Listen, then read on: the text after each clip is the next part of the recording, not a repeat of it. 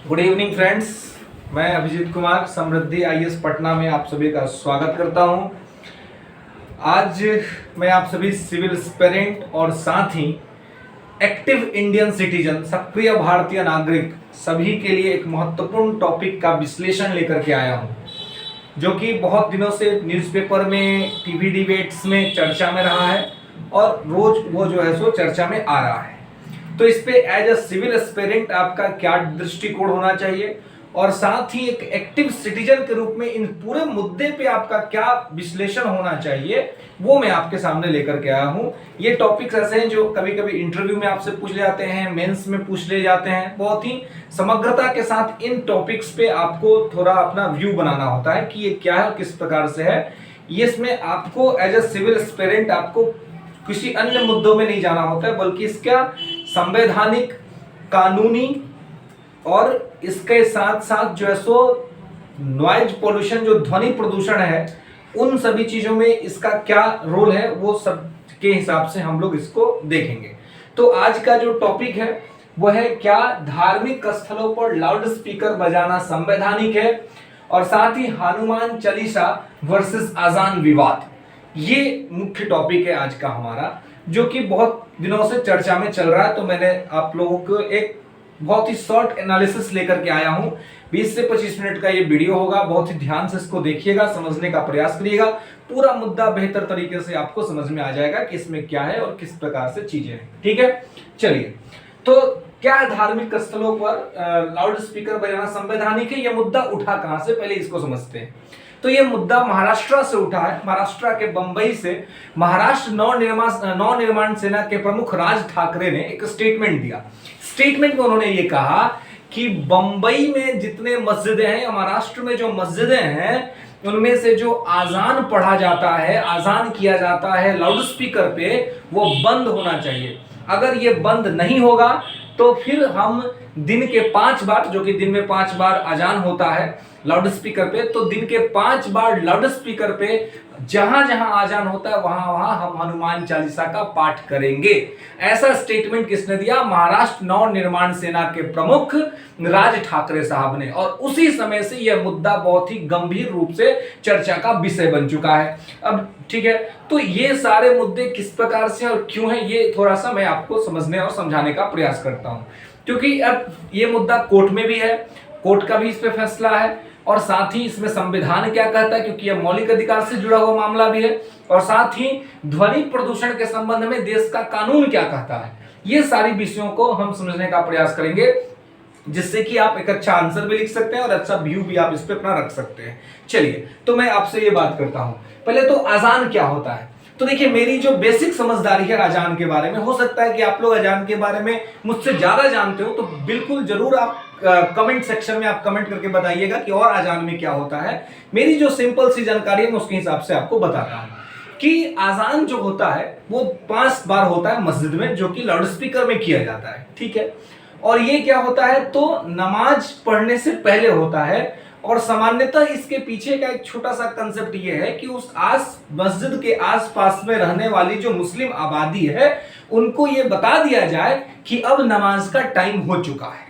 ठीक है, तो वो जब अजान हो जाता है तो सब लोग को पता चल जाता है कि अजान हो रही है, अब नमाज का टाइम हो गया है, तो फिर सब लोग नमाज के लिए बैठ जाते हैं। तो ये दिन भर में 5 बार होता है, 5 दफे की नमाज होती है। ये इस्लामिक परंपरा में है। ठीक है, और इसके साथ ये चीजें हैं और वो लोग ये काम करते हैं। ठीक है, तो अब क्या है कि ये चूंकि माइक में होता है, ये लाउड स्पीकर में होता है, इस वजह से इस पे कुछ दिक्कतें हैं कुछ लोगों को कि भाई इससे साउंड पॉल्यूशन होता है। ठीक है, और इससे तमाम तरह की दिक्कतें होती हैं, तो इस वजह से कुछ लोगों का ये स्टेटमेंट है।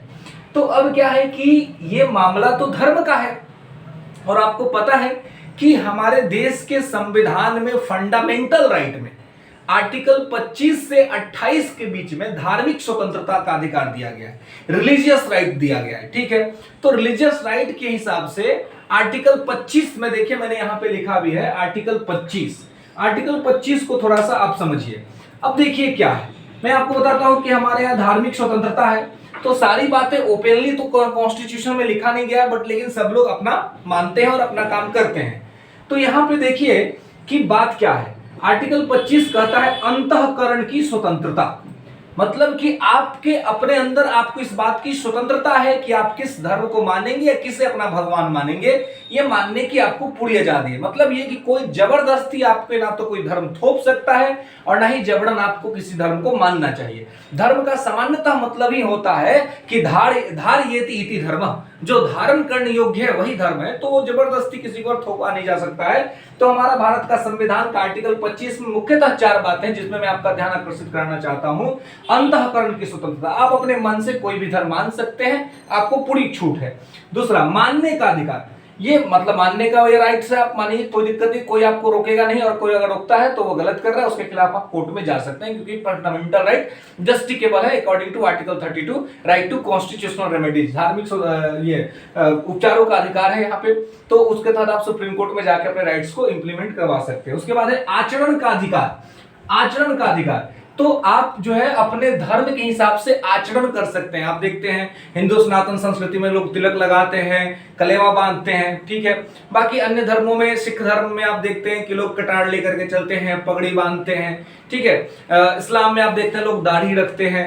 तो ये सारी चीजें, एक तो और मुद्दा बहुत चर्चा में आया था हिजाब का मुद्दा, जो कि हालांकि कर्नाटका हाई कोर्ट ने उसको कह दिया कि वो आपको जो है सो स्कूलों में, सार्वजनिक स्थानों पे वो लागू नहीं होता है, तो वहां पे आपको वो जो कोड है, वो कोड जो ड्रेस कोड है वो पहन करके आपको जाना होगा, ठीक है।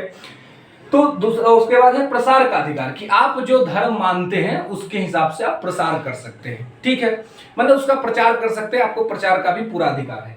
तो अब देखिए आचरण का अधिकार, तो आप ये देखिए कि पहला बात तो कि लाउड स्पीकर वाली जो बात है वो संविधान में स्पष्टता कहीं लिखी नहीं है, या इसके पीछे ये कारण ये भी हो सकता है क्योंकि ये आप जानते हैं कि जब हमारा संविधान बन रहा था उस समय लाउड स्पीकर जैसी चीजें थी नहीं, ठीक है, तो एक वजह से ये मुद्दा वहां पे नहीं था।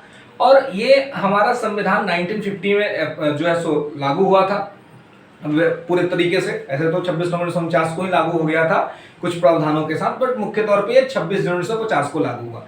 तो उस समय तक लाउड स्पीकर का वो बहुत बड़ा कोई कंसेप्ट था नहीं, तो वो यूज में नहीं था। लेकिन बाद में जैसे जैसे विज्ञान प्रगति किया, चीजें आगे बढ़ी, तो ये उसमें ऐड हो गया, ठीक है। तो अब क्या है कि अब चूंकि नमाज से पढ़ने से पहले लोग जो है सो आजान करते हैं, और आजान जो है वो इस आसपास के लोगों को ये बताने के लिए होता है कि भैया अब नमाज का टाइम हो चुका है, ठीक है। तो अब वहां पे उन क्षेत्रों में जो गैर इस्लामिक जनसंख्या रहती है तो उनको उससे प्रॉब्लम है। अब उनको कहना है कि इससे ध्वनि प्रदूषण होता है, इससे इरिटेशन होता है, इससे हमारी नींद पूरी नहीं होती है, ऐसा कुछ लोगों का मानना है, ऐसा कुछ लोगों का कहना है, ठीक है। तो इस वजह से यह विवाद बन रहा है। तो अब क्या है कि क्या आजान पढ़ना लाउड स्पीकर में क्या धार्मिक स्वतंत्रता के अंतर्गत आता है और क्या आचरण के अधिकार के अंतर्गत है? तो ये तो जरूर है कि इस्लामिक परंपरा में लोग आजान पढ़ते हैं लाउड स्पीकर में, ठीक है, जो कि उनके परंपरा का हिस्सा है। लेकिन क्या ये उनके धर्म का हिस्सा है? तो धार्मिक उनका जो रिलीजियस टेक्स्ट है, उस रिलीजियस टेक्स्ट में तो ये कहीं नहीं लिखा हुआ है, रिलीजियस टेक्स्ट में तो ये बात कहीं नहीं लिखी हुई है, ठीक है, कि इस तरह का कोई चीज है। तो जब रिलीजियस टेक्स्ट में ऐसा कुछ नहीं लिखा हुआ है, और इसके साथ ही मैं आपका ध्यान आकर्षित करना चाहूंगा बॉम्बे हाई कोर्ट के फैसले की तरफ। मैं जहां तक याद कर पा रहा हूं 2016 के अगस्त महीने में बॉम्बे हाई कोर्ट का फैसला आया है इस मुद्दे पे, और बॉम्बे हाई कोर्ट ने यह माना है कि लाउड स्पीकर में आजान पढ़ना धार्मिक आचरण के अंतर्गत नहीं है, इसलिए वो धार्मिक स्वतंत्रता के अंतर्गत नहीं आता है। मतलब सीधा है कि हाई कोर्ट इस बात को एक्सेप्ट कर चुका है, मान चुका है कि लाउड स्पीकर पे आजान करना कोई धार्मिक स्वतंत्रता नहीं है और ना ही ये कोई संवैधानिक अधिकार है, ठीक है। तो अब बहस है कि भाई तो ये किस प्रकार से क्या इसको रोका जा सकता है? तो दूसरा विवाद जो यहाँ पे हनुमान चालीसा वर्सेस आजान विवाद का जो मामला है, जो कि महाराष्ट्र नवनिर्माण सेना के प्रमुख राज ठाकरे का स्टेटमेंट, ये मैं मानता हूं कि ये ठीक स्टेटमेंट नहीं है। कहने का मतलब यह है कि आप हमारा जो धर्म है, हम लोग सनातन संस्कृति में, तो हमें अपने धर्म मानने की पूरी आजादी है और हम भी अपने धर्म के हिसाब से आचरण करते हैं, लेकिन ये कहना कि हम ऐसा करेंगे ये ठीक नहीं है, मतलब ये एक ठीक प्रतीत नहीं होता है। तो कहने का मतलब ये है कि ये चीज जो है संवैधानिक तौर पे कितना ये है, वो उस पे हम लोग बात करते हैं, ठीक है। तो उसके बाद देखिए कि नोट करके मैंने यहां पर एक बात लिखी है, क्योंकि आर्टिकल 25 में जहां ये आचरण का अधिकार है या ये अंतःकरण मानने का अधिकार, ये पूरी आपकी स्वतंत्रता है। लेकिन हमारे देश का संविधान जो हमें स्वतंत्रता का अधिकार देता है वो एब्सोल्यूट स्वतंत्रता का अधिकार नहीं है, यानी कि निरंकुश नहीं है, उस पर युक्त प्रतिबंध है। और इन चारों चीजों पे रिस्ट्रिक्शन भी लगा है, रीजनेबल रिस्ट्रिक्शंस भी लगे हैं, ठीक है, निषेध भी लगा है, जैसे कि सार्वजनिक व्यवस्था, नैतिकता, स्वास्थ्य और मूल अधिकार। देखिए, अगर आपके इन ये चारों चीज करने का आपको पूरा आजादी है, लेकिन इनमें से कुछ भी करने से अगर सार्वजनिक व्यवस्था बिगड़ती है, यानी कि पब्लिक के बीच का व्यवस्था खराब होता है, ठीक है, लॉ एंड ऑर्डर खराब होता है, नैतिकता समाज की का इथिक्स गड़बड़ाता है, स्वास्थ्य खराब होता है, या फिर ये सब करने से कोई दूसरा मूल अधिकार गड़बड़ होता है, उस पर इंपैक्ट पड़ता है, तो फिर आपकी इस अधिकार को रोक दिया जाएगा। और वहां पे आप ये नहीं कहेंगे कि आपका फंडामेंटल राइट आपसे छीना जा रहा है, क्योंकि ये हमारे संविधान में ही लिखा हुआ है, ठीक है। तो अब उसके हिसाब से भी सोचे तो जिन लोगों को ये इस बात पे आपत्ति है कि अजान से जो आवाजें आती है उससे स्वास्थ्य संबंधी, मान लीजिए उस क्षेत्र में कुछ वृद्ध लोग होंगे, कोई हार्ट के पेशेंट होंगे, तो उनको समस्याएं हो सकती हैं, ठीक है। तो इससे क्या होगा कि जीवन की स्वतंत्रता आर्टिकल 21 सामने आ जाता है। तो देखिए यहाँ पर मूल अधिकार भी लिखा हुआ है, कोई दूसरा मूल अधिकार प्रभावित होना नहीं होना चाहिए। कोई हार्ट का आदमी है तो उससे बहुत ज्यादा आवाज होगा तो उसको हार्ट का प्रॉब्लम हो सकता है, तो वो चीजें हैं, ठीक है। या नैतिकता या सार्वजनिक व्यवस्था, ये सारी चीजें उसमें डिस्टर्ब हो सकती है। तो अगर ऐसा कुछ भी होता है तो वैसी स्थिति में क्या होगा कि उसको रोका जा सकता है, यानी कि उसको बंद किया जा सकता है, ठीक है। तो ये तो रहा कॉन्स्टिट्यूशनल का एंगल। दूसरा चीज जो ये है कि ये जो साउंड पॉल्यूशन जो है, मैंने हाई कोर्ट का आपको बता दिया, कॉन्स्टिट्यूशन का बता दिया। अब थोड़ा लॉ पे, कानून पे चलते हैं। कानून है हमारे देश में सेंट्रल पॉल्यूशन कंट्रोल बोर्ड, ठीक है, केंद्रीय प्रदूषण नियंत्रण बोर्ड बनाया गया है भारत सरकार के द्वारा, और उसने कुछ कानून बनाया है। पहला तो उसका कानून ये है कि पहले तो कहीं भी सार्वजनिक स्थान पे लाउड स्पीकर नहीं बजाया जाना चाहिए, ठीक है। और यदि कहीं पे लाउड स्पीकर बजाया जा रहा है तो वहां के लोकल एडमिनिस्ट्रेशन से परमिशन के बाद ही बजाया जाना चाहिए, ये स्टेटमेंट है, ठीक है, ये रूल है। लेकिन मैं आपको बताऊं कि इस प्रकार से, यानी कि लोकल एडमिनिस्ट्रेशन से लाउड स्पीकर का प्रयोग जो हमारे देश में होता है वो केवल और केवल 9% ही होता है, ओनली 9%। मतलब कि CPCB, central pollution control board का यह आंकड़ा है कि केवल पूरे देश में 9% ही ऐसी स्थिति है जहां पर लोकल एडमिनिस्ट्रेशन के परमिशन के बाद लाउड स्पीकर यूज किया जाता है। ये मैं सभी जगह का बात कर रहा हूं, ठीक है। दूसरी जो बात है वो ये है कि अब मतलब ये हुआ कि 91% जो लाउड स्पीकर बज रहे हैं हमारे देश में वो अवैध तरीके से बज रहे हैं, गलत तरीके से बज रहे हैं और लगातार वो कानून का उल्लंघन कर रहे हैं, ठीक है, क्योंकि वो लोकल एडमिनिस्ट्रेशन से परमिशन के बाद नहीं बज रहे हैं। दूसरा चीज, अंडर सीपीसीबी रूल जो है, यानी कि ये CPCB central pollution control board का जो रूल है उसने कुछ रूल बनाए हैं, कुछ डेसिबल्स। देखिए जैसे आपको पता है कि आप जो है सो वेट को किलोग्राम में मापते हैं, है ना, वैसे ही ध्वनि को आप डेसिबल में मापते हैं, साउंड को डेसिबल में मापते हैं। तो उसने ये कहा है कि 75% डेसिबल्स जो है वो डे टाइम में और 70% नाइट टाइम में औद्योगिक क्षेत्र में जो इंडस्ट्रियल एरिया है, इंडस्ट्रियल एरिया में दिन के समय में 75% डेसिबल और रात्रि के समय में 70% डेसिबल के पास ही होना चाहिए साउंड, ठीक है, इससे ज्यादा नहीं होना चाहिए, ठीक है। ये इंडस्ट्रियल एरिया के लिए कानून है, ठीक है, रूल है। दूसरा रूल है रेजिडेंशियल एरिया के लिए, आवासीय क्षेत्र के लिए, जिन क्षेत्रों में लोग रहते हैं उन क्षेत्रों के लिए रूल ये बनाया गया है कि रेजिडेंशियल एरिया में अगर कहीं पे कोई यूज कर रहा है लाउड स्पीकर तो वहां पर 55% डेसिबल डे टाइम में और 45% डेसिबल नाइट टाइम में होना चाहिए, यानी इससे ज्यादा वॉल्यूम नहीं होना चाहिए, इससे ज्यादा की ध्वनि नहीं होनी चाहिए रेजिडेंशियल एरिया में। और साइलेंस जोन, एक होता है साइलेंस जोन में आपको आ जाएगा स्कूल, हॉस्पिटल जहां पे मरीज रहते हैं, स्कूल जहां पे बच्चे पढ़ाई करते हैं, तो ये सब साइलेंस जोन होता है। तो साइलेंस जोन में 50% डेसिबल से ज्यादा का वॉइस नहीं होना चाहिए। मित्रों, अब मैं आपको बहुत स्पष्ट शब्द में कहूंगा कि अगर केवल इस कानून को, इस ऑर्डर को मान लिया जाए, सभी लोग केवल इस ऑर्डर को मान ले, तो कोई विवाद ही नहीं होगा। क्या दिक्कत है? बजाइए, आप आजान कीजिए, कोई दिक्कत नहीं। आजान लाउड स्पीकर में करें, क्या दिक्कत है? लेकिन ये जो रूल है उस रूल को फॉलो कर ले, ठीक है? उस रूल को फॉलो करके आप मंदिर में हनुमान चालीसा का पाठ करिए, कोई दिक्कत नहीं है। आप कहीं पे भी अपना कार्यक्रम करिए, लेकिन रूल को फॉलो करिए। रेसिडेंशियल एरिया में 55% डेसिबल है दिन में, और रात्रि के समय 45% डेसिबल है। तो ये जो CPCB central pollution control board ने जो डेटा फिक्स किया है, जो आधार रखा है, अगर इस हिसाब से किया जाए, अगर मान लीजिए कि पहले तो ये है कि ये मतलब धर्म की ये चीजें है नहीं, धर्म में तो ये पहले से था नहीं, क्योंकि धर्म तो बहुत पुराना है ना। ये धर्म जो है, अगर हम इस्लाम धर्म को मानते, तो इस्लाम धर्म तो बहुत प्राचीन धर्म है। तो उस समय तो लाउड स्पीकर था नहीं, तो प्रारंभ में थोड़ी लाउड स्पीकर में अजान होता होगा, नहीं होता होगा। लेकिन अब हो रहा है, कोई प्रॉब्लम नहीं। मैं ये कह रहा हूं कि लाउड स्पीकर में, अगर लाउड स्पीकर से अजान हो रहा है, उससे क्या दिक्कत है? कोई दिक्कत नहीं है, अगर इस नियम को मानने के तहत किया जाए।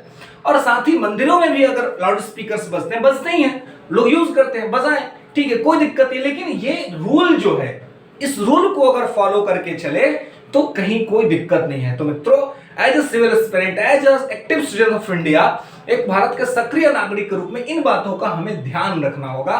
अगर हम, क्योंकि हमारा देश रूल से चलेगा, हमारा देश संविधान से चलेगा, न कि किसी के कुछ कह देने भर से चलेगा। और कहने सुनने से क्या होता है, देश का सद्भाव और ये बिगड़ता है, ठीक है।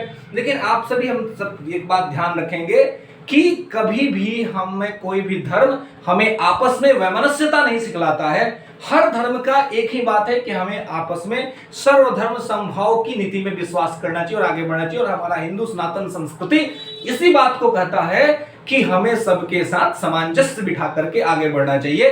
तो सामंजस्य बिठाने के लिए हमारा संविधान है, सामंजस्य बिठाने के लिए हमारे देश का कानून है, और कानून व्यवस्था में जो रूल्स माने गए, अगर इसको मानते हुए चीजों को आगे बढ़ाया जाए, किया जाए, तो कहीं कोई दिक्कत नहीं है। इस संदर्भ में मैं आपको बता दूं कि नासिक पुलिस ने एक लोकल एडमिनिस्ट्रेशन, जो नासिक पुलिस का, उसने एक स्टेटमेंट दिया है कि तत्काल जो है वो सभी जो जगह है वहां पे लाउड स्पीकर बंद करने का उन्होंने स्टेटमेंट लिए दिया है। और साथ ही महाराष्ट्र गवर्नमेंट ने कहा है कि इस विषय पर जल्द ही हम कानून बना देंगे, जल्द ही कानून बनाने की बात है। अब इन पूरे मुद्दे के बीच में एक और मुद्दे का हम देखें कि अगर ये मुद्दा सब चीज हो क्यों रहा है, तो हम ये देखेंगे कि महाराष्ट्र में, महाराष्ट्र नहीं क्योंकि पूरा महाराष्ट्र एरिया हो गया, बंबई में बीएमसी का चुनाव होने वाला है, ठीक है, कॉर्पोरेशन का चुनाव होने वाला है।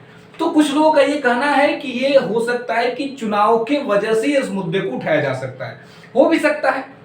लेकिन चूंकि हम लोग सिविल एस्पिरेंट हैं, तो हम ये समझते हैं कि देखिए, अगर आप पढ़िएगा, देखिएगा, तो हमारे देश में ऐसा कोई भी समय नहीं, ऐसा कोई भी ईयर नहीं, साल नहीं, जिस साल देश के किसी कोने में कोई चुनाव ना होता हो। तो हम लोग इन चीजों को चुनाव के एंगल से नहीं देख सकते हैं। तो हमें ये इसका कॉन्स्टिट्यूशनल एंगल, इसका जो है सो लॉ का एंगल खंगालना होगा। और लॉ जो कहता है, इस लॉ के हिसाब से अगर कोई लाउड स्पीकर बजाता भी है तो उसे बजाने से कोई दिक्कत और कोई समस्या नहीं है, क्योंकि वो लॉ को मान रहा है। लेकिन जो लॉ को नहीं मानता है वो गलत है, वो पुनिशेबल ऑफेंस है, और वो उसे पुनिशमेंट देना चाहिए और उसे बंद करा देना चाहिए। लेकिन लॉ है, क्योंकि हमारा देश लॉ से चलेगा, कानून से चलेगा, और किसी चीज से नहीं चलेगा। धन्यवाद मित्रों, उम्मीद करता हूं कि यह सेशन आपको वो अच्छा लगा होगा। अच्छा लगा, पसंद आया तो इसे लाइक करें, शेयर करें, चैनल को सब्सक्राइब करें और साथ ही अपना कमेंट करें। धन्यवाद।